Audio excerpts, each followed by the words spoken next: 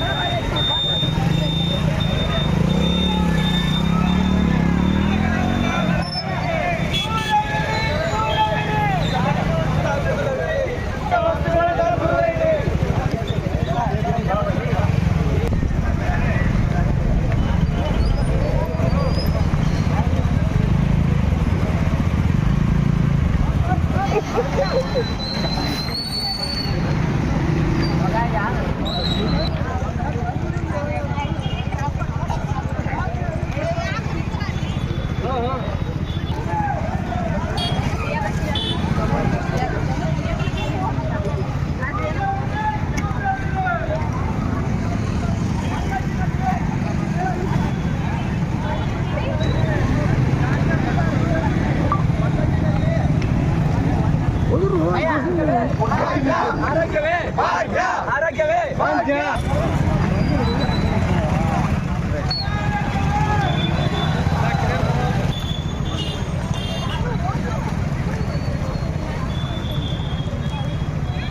ಯುವಶಕ್ತಿಯೇ ಶಕ್ತಿ, ದೂರವಿರಿ ದೂರವಿರಿ. ಆರೋಗ್ಯವೇ ಭಾಗ್ಯ, ಆರೋಗ್ಯವೇ ಭಾಗ್ಯ. ಕಟ್ಟೋಣ ಕಟ್ಟೋಣ. ಮೊಬೈಲ್ ನೋಡ್ತೀವಿ, ನಿಮ್ಮ ಸ್ವಂತ ಅನುಭವ ಕೂಡ ಇರ್ತದೆ. ನಿಮ್ಮ ಮನೆ ಅಕ್ಕಪಕ್ಕ ಎಲ್ಲ ಜನ ಇರ್ತಾರೆ.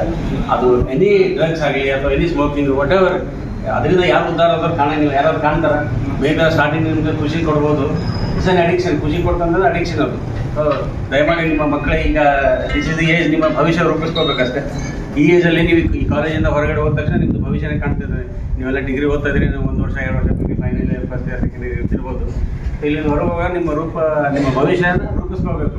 ಯಾವುದೋ ದುಶ್ಚಟಕ್ಕೆ ಬಲಿ ಆಗಬಾರ್ದು, ನೀವು ಆಗಬಾರ್ದು, ನಿಮ್ಮ ಸಮಾಜಕ್ಕೂ ಅವಕಾಶ ಕೊಡಬಾರ್ದು ಅಂತ ಹೇಳಿ ಇದೊಂದು ಸಣ್ಣ ಪೊಲೀಸ್ ಡಿಪಾರ್ಟ್ಮೆಂಟಲ್ಲಿ entire government, state government, central government ಎಲ್ಲನೂ ಅದ್ರ ಬಗ್ಗೆ ಭಾಳಷ್ಟು ವಿದ್ಯಾರ್ಥಿಗಳು ತಮ್ಮ ಜೀವನ ಹಾಳು ಮಾಡ್ಕೊಂಡ್ಬಿಡ್ತಾರೆ.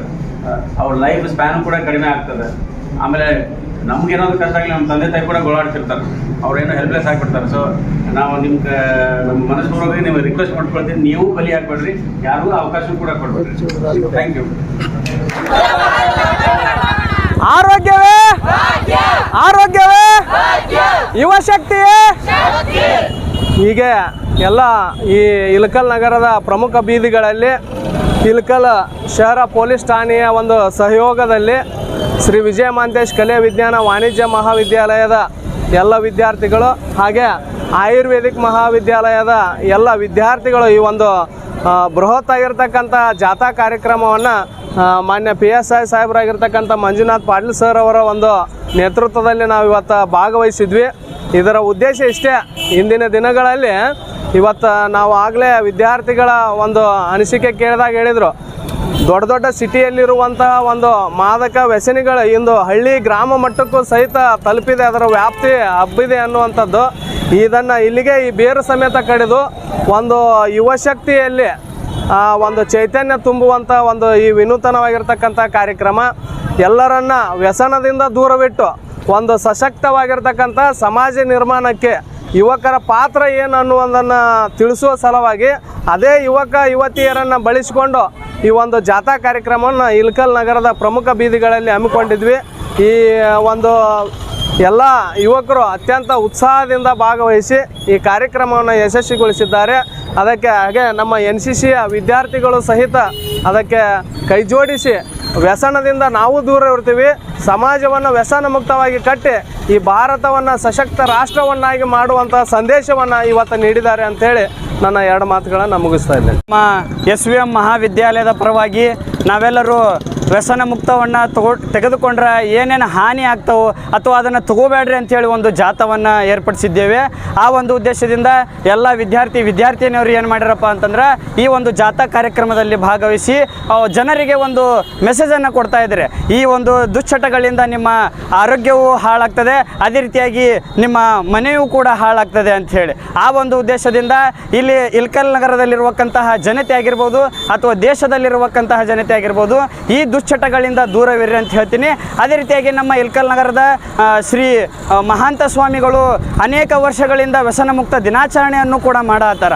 ಆ ಒಂದು ಉದ್ದೇಶದಿಂದ ನಾವೆಲ್ಲರೂ ಇದನ್ನು ಅರಿತುಕೊಂಡು ಈ ಒಂದು ದುಶ್ಚಟಗಳಿಂದ ನಮ್ಮ ದೇಹಕ್ಕೆ ಆಗಲಿ ಅಥವಾ ನಮ್ಮ ಒಂದು ಸಮಾಜಕ್ಕಾಗಲಿ ಹಾನಿ ಆಗ್ತದೆ ಅಂತ ಹೇಳಿ ನನ್ನ ಒಂದೆರಡುಗಳನ್ನು ಮುಗಿಸುತ್ತೇನೆ.